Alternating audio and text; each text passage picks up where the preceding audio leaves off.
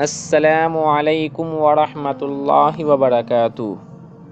الحمد للہ وحدہ والصلاة والسلام علی من لا نبی بعدہ وعلی آلہ واصحابہ وذریاتہ اجمعین، اما بعد فاعوذ باللہ من الشیطان الرجیم، بسم اللہ الرحمن الرحیم۔ کنتم خیر امۃ اخرجت للناس تأمرون بالمعروف وتنہون عن المنکر وتؤمنون باللہ۔ میرے محترم بزرگوں اور دوستو، اللہ رب العزت کا بہت بڑا احسان اور کرم ہوا کہ اللہ رب العزت نے ہم لوگوں کو ایمان کی دولت سے نوازا، اور مزید کرم یہ ہوا کہ اللہ رب العزت نے ہم لوگوں کو ابھی دین کی باتیں سننے کی توفیق عطا فرمائی۔ میرا عزیزو، یہ اللہ کا ہم پر بہت بڑا احسان اور کرم ہے۔ میرے دوستو، آج کا میرا موضوع فضائل گشت کے بارے میں ہے۔ محترم بزرگوں، دوستو، عزیزو، جب دنیا میں بگاڑ آتا تھا تو اللہ جل شانہ اپنے معصوم بندوں کو نبی بنا کر بھیجتے تھے، اور نبی دنیا میں آ کر ایک کے پاس جا کر دعوت دیتے تھے۔ تمام نبیوں نے دنیا میں آ کر ایک ہی دعوت دی، نبی بدلے لیکن دعوت نہیں بدلی، کہ قولوا لا الہ الا اللہ تفلحون، یعنی اے لوگو کلمہ کہہ لو کامیاب ہو جاؤ گے۔ سب کے آخر میں ہمارے نبی حضرت محمد صلی اللہ علیہ وسلم دنیا میں تشریف لائے، اور انہوں نے بھی یہی دعوت کا مبارک کام کیا۔ مکہ کی گلیوں میں، مینا کی گھاٹیوں میں، طائف کے میدانوں میں اور مدینہ کے بازاروں میں جاتے اور دعوت دیتے تھے۔ ایک کے پاس 70 مرتبہ، 80 مرتبہ بھی گئے۔ یہ کام تمام نبیوں کی سنت ہے، اور حضور صلی اللہ علیہ وسلم کی خاص سنت ہے۔ اس محنت کو لے کر ہمیں بھی گشت والا عمل کرنا ہے۔ دین کے اندر گشت کا مقام ایسا ہے جیسے بدن کے اندر ریڑھ کی ہڈی۔ یہ ام الاعمال ہے، اسی کے ذریعے تمام اعمال زندہ ہوتے ہیں۔ جس بستی میں اللہ پاک عذاب بھیجنے کا ارادہ کر بھی لیتے ہیں، لیکن وہاں اگر 3 قسم کے لوگ ہوتے ہیں تو اللہ رب العزت عذاب کو روک لیتے ہیں۔ نمبر 1، مسجد کو آباد کرنے والا۔ نمبر 2، اللہ کے واسطے آپس میں محبت کرنے والا۔ نمبر 3، آخری راتوں میں استغفار کرنے والا۔ تو ہم جو یہاں جمع ہوئے ہیں صرف اللہ کی محبت میں جمع ہوئے ہیں، اور مسجد کی آبادی کی فکر کے لیے جمع ہوئے ہیں۔ اور اگر ہمارے کہنے سننے سے کوئی اللہ کا بندہ راہ راست پر آ گیا تو راتوں کو اٹھ کر رونے والا اور استغفار کرنے والا بنے گا۔ اور اس کام سے چاہا بھی یہی جاتا ہے کہ اللہ سے بچھڑے ہوئے بندوں کو اللہ سے ملانا ہے، اور اس کے لیے بے غرض بن کر بے مطلب بندوں کے پاس جانا ہے، اور کمزور ایمان لے کر جانا، اور قوی ایمان کو لے کر جانا، اور قوی ایمان کی دعوت دینا ہے، تاکہ ہمارا ایمان بھی قوی ہو جائے۔ یہ کام صرف ثواب کے لیے یا وظیفہ کی طرح نہیں ہے، بلکہ یہ کام ہمارا مقصد ہے۔ اس کام کو کرنے پر ہمیں کیا ملے گا، یہ تو ہم سوچ بھی نہیں سکتے۔ فضائل صرف اس لیے بتائے جاتے ہیں تاکہ ہمارے اندر کام کرنے کا شوق پیدا ہو۔ ایک حدیث پاک کا خلاصہ ہے، جو شخص اس کام کے لیے قدم اٹھاتا ہے تو پہلے ہی قدم پر اس کی مغفرت کر دی جاتی ہے۔ اللہ اکبر۔ حضرت سہیل رضی اللہ عنہ فرماتے ہیں کہ میں نے حضور صلی اللہ علیہ وسلم کو ارشاد فرماتے ہوئے سنا، تم میں سے کسی کا ایک گھڑی اللہ کے راستے میں کھڑا رہنا اس کے اپنے گھر والوں میں رہتے ہوئے ساری عمر کے نیک اعمال سے بہتر ہے۔ حضرت انس رضی اللہ عنہ فرماتے ہیں، حضور صلی اللہ علیہ وسلم نے ارشاد فرمایا، اللہ کے راستے میں ایک صبح یا ایک شام دنیا اور ما فیہا سے بہتر ہے۔ یہ بخاری شریف کی حدیث ہے۔ اس راستے کا غبار اور جہنم کا دھواں ایک جگہ جمع نہیں ہو سکتا۔ ایک قدم پر 700 قدم کا ثواب، اور ایک مرتبہ سبحان اللہ کہیں گے تو 7 لاکھ مرتبہ سبحان اللہ کہنے کا ثواب ملے گا۔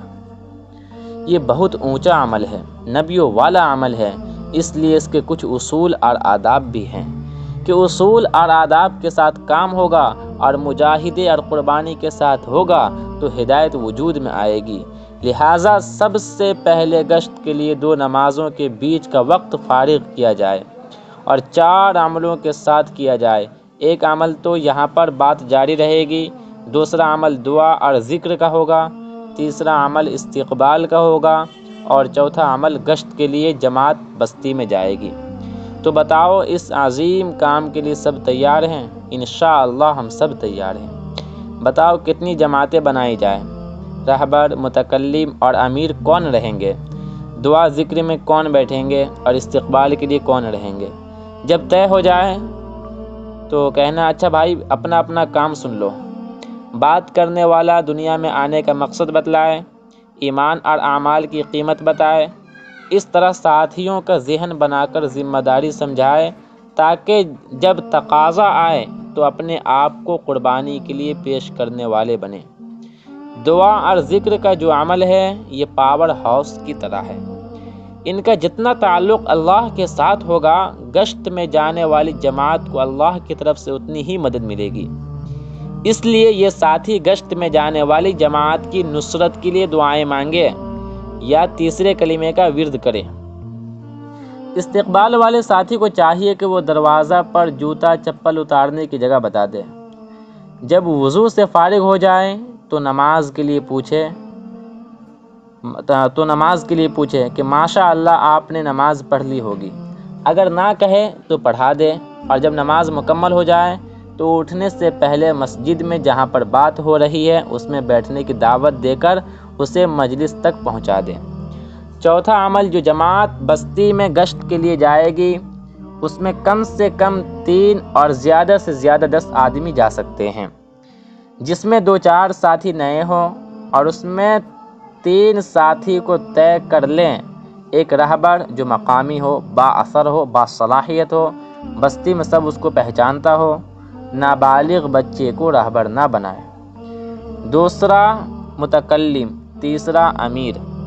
رہبر بھائی کا کام یہ ہے کہ جس بھائی کے گھر پر جماعت لے کر جائے اس بھائی کو اچھے نام سے بلائے، چاہے اس میں 99 برائیاں کیوں نہ ہو، لیکن ایک اچھائی تو ہے کہ وہ اپنا ایمان والا بھائی ہے، اس کا احترام کرتے ہوئے بلائے اور یہ کہے کہ اللہ کے بندے اللہ کے گھر سے اللہ کی بات لے کر آئے ہیں، اللہ کی بات بڑی، اللہ کی بات سن لو۔ اگر آ جائے تو مصافحہ کرے، اور اگر پورا تیار نہ ہو یعنی جوتا چپل یا ٹوپی وغیرہ نہ پہنی ہو تو پہنا کر، یا بچہ ہاتھ میں ہو تو اسے رکھوا کر پورا تیار کر کے اس نیت کے ساتھ کہ انشاءاللہ ہمارے ساتھ نقد مسجد میں آئیں گے، اور متکلم بھائی سے ملا دیں۔ اگر 3 مرتبہ آواز دینے پر کوئی جواب نہ ملے تو آگے بڑھ جائے، اور اگر مستورات کی آواز سنے تو کہے کہ مسجد سے جماعت آئی ہے، مرد حضرات گھر میں ہوں تو بھیجو، اگر نہ کہے تو آگے بڑھ جائے، مستورات سے اور کوئی بات نہ کرے۔ متکلم بھائی کا کام یہ ہے کہ آنے والے بھائی کے ساتھ مصافحہ کرے اور خیر خیریت پوچھے، اور تمام ساتھیوں کی طرف متوجہ ہو کر ایمان والے کی قیمت بتائے، ایمان اور اعمال کی طاقت بتائے، اور قبر اور حشر کی یاد دلائے، فضیلت والی باتیں بتائے، وعیدیں نہ بتائیں۔ کامیاب ہے وہ بات کرنے والا جو مختصر بات کر کے ساتھی کو مسجد میں بھیج دے، اتنی کم بات بھی نہ ہو کہ اعلان ہو جائے، اور اتنی لمبی بات بھی نہ کرے کہ بیان ہو جائے، اور بتائے کہ یہ سب محنت سے حاصل ہوگا، اور اسی سلسلے میں یہ گشت والی محنت ہو رہی ہے اور مسجد میں تفصیل سے بات ہو رہی ہے، تو ہم آپ کو لینے کے لیے آئے ہیں۔ اگر تیار ہو جائے تو 1-2 ساتھی کو اس کے ساتھ لگا دیں جو مسجد تک لے جائیں، اور اگر کوئی عذر پیش کرے تو صحابہ کرام رضی اللہ تعالی عنہم اجمعین کی قربانی بتا کر نقد مسجد میں لانے کی کوشش کرے۔ اگر پھر بھی عذر پیش کرے اور کہے کہ انشاءاللہ میں نماز میں پہنچتا ہوں، تو ان کو فکر مند بنا کر چھوڑ دے کہ جلدی سے فارغ ہو کر ملنے جلنے والوں کو بھی ساتھ لے کر مسجد میں پہنچ جائے، اور نماز کے بعد تھوڑی دیر تشریف رکھنا انشاءاللہ ایمان اور یقین کی بات ہوگی۔ امیر کا کام یہ ہے کہ جب جماعت کو مسجد سے لے کر نکلے تو گشت کی مناسبت سے مختصر دعا کرتے ہوئے اللہ سے مدد مانگتے ہوئے نکلے، کیونکہ صرف ہمارے کہنے سننے سے کچھ نہیں ہوتا، کرنے والی ذات صرف اللہ ہی کی ہے۔ جب مسجد سے نکلے تو ساتھیوں کو راستے کے ایک کنارے سے چلائے، راستے میں تکلیف دینے والی چیز پڑی ہو اور آسانی سے ہٹا سکتے ہوں تو اس کو ہٹاتے ہوئے چلے۔ دل میں اللہ کا ذکر ہو، گلی کوچے میں جائے تو تیسرا کلمہ پڑھے اور بازار سے گزرے تو چوتھا کلمہ پڑھے۔ دل میں یہ فکر ہو کہ کس طرح تمام انسانوں کا تعلق اللہ کے ساتھ ہو جائے۔ نظریں نیچی ہو، اتنی بھی نیچی نہ ہو کہ جان کا خطرہ ہو جائے، اتنی بھی اونچی نہ ہو کہ ایمان کا خطرہ ہو جائے، بلکہ درمیانی نظر ہو، جس طرح نماز میں قیام کی حالت میں ہوتی ہے۔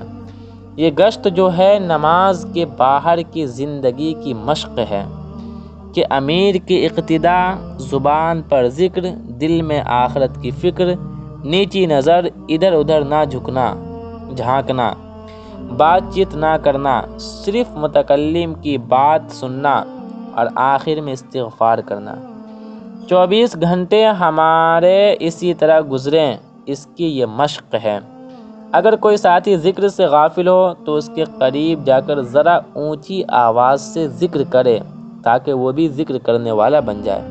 جب کسی کے گھر پر جائے تو پردے کا لحاظ کرتے ہوئے جائے، ایک طرف کھڑے رہیں اور رہبر بھائی کے سوا کوئی دوسرا ساتھی آواز نہ دے اور متکلم کے سوا اور کوئی بات نہ کرے۔ اگر ضرورت ہوئی تو امیر بات کر سکتا ہے۔ جو ساتھی نقد تیار ہو جائے اس کو مسجد میں بھیج دیں، گشت میں نہ جوڑیں، کیونکہ اس نے آداب نہیں سنے ہیں۔ اگر کوئی بے اصولی ہو جائے گی تو کام میں نقصان ہوگا، اس لیے گشت وہی لوگ کریں جو مسجد سے گشت کے آداب سن کر گئے ہیں۔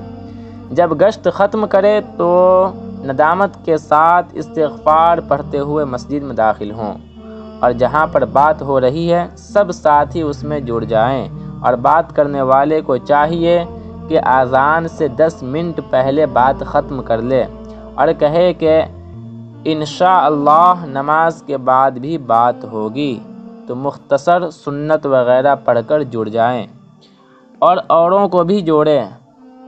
اب ضروریات سے فارغ ہو کر خصوصاً جو ساتھی گشت میں گئے تھے وہ دعا میں لگ جائیں، اور جس ساتھی کے پاس گئے تھے ان کے لیے اگر نام یاد ہوں تو نام لے کر ہدایت کی دعائیں کریں۔